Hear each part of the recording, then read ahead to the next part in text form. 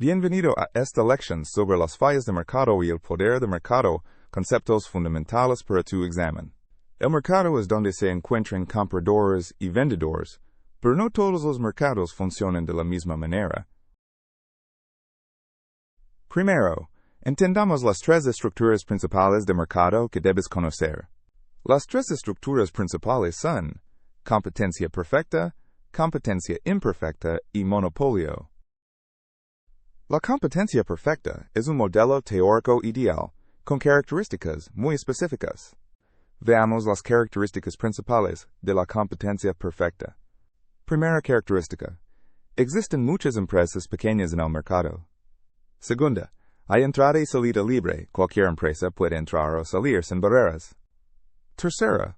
Los productos son homogéneos, es decir, idénticos entre todas las empresas. Cuarta. Existe conocimiento perfecto. Todos saben los precios y condiciones del mercado. En competencia perfecta, todas las empresas son tomadoras de precios y venden al mismo precio de mercado.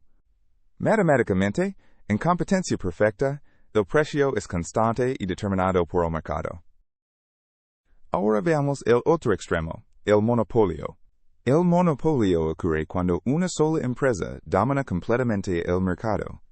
El monopolista controla toda la oferta del mercado y puede influir en el precio.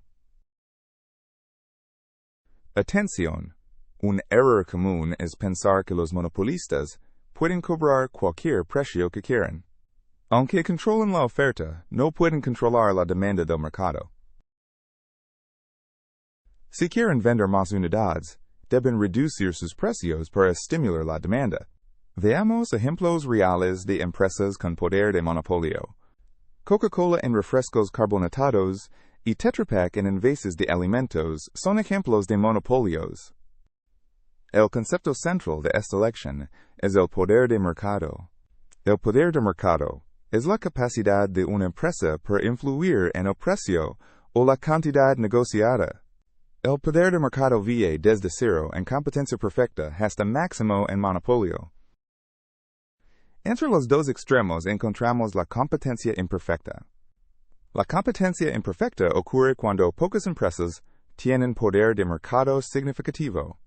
Existen dos tipos principales de competencia imperfecta. Oligopolio es cuando pocas empresas grandes dominan el mercado. Competencia monopolística es cuando hay muchas empresas, pero con productos diferenciados. En oligopolio, 3 o 4 empresas grandes controlan la mayor parte del mercado. Ahora entendamos cuando los mercados fallan. Los mercados fallan cuando no pueden satisfacer objetivos económicos importantes de la sociedad. El poder de mercado excesivo es considerado una falla de mercado importante. Cuando hay fallas de mercado, puede justificarse la intervención del gobierno.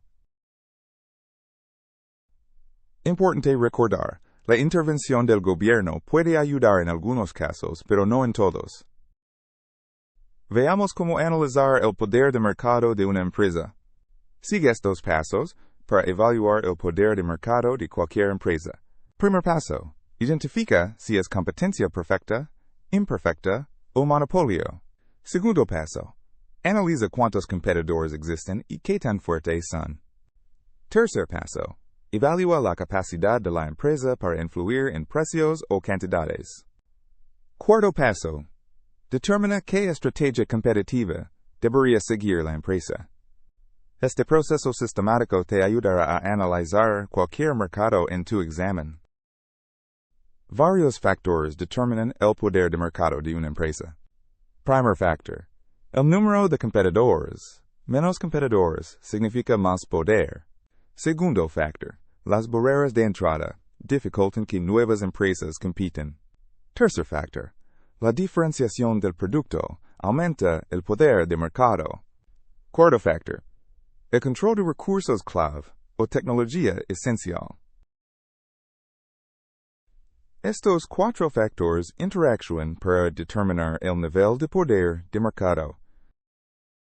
Repasemos los puntos clave que debes recordar para tu examen. Competencia perfecta.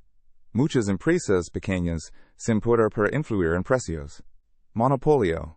Una sola empresa domina pero no puede ignorar la demanda. Competencia imperfecta incluye oligopolio y competencia monopolística. Poder de mercado es la capacidad de influir en precio o cantidad del mercado. Recuerda, los monopolistas deben reducir precios si quieren vender más unidades. Con estos conceptos claros, estás preparado para tu examen. Mucha suerte.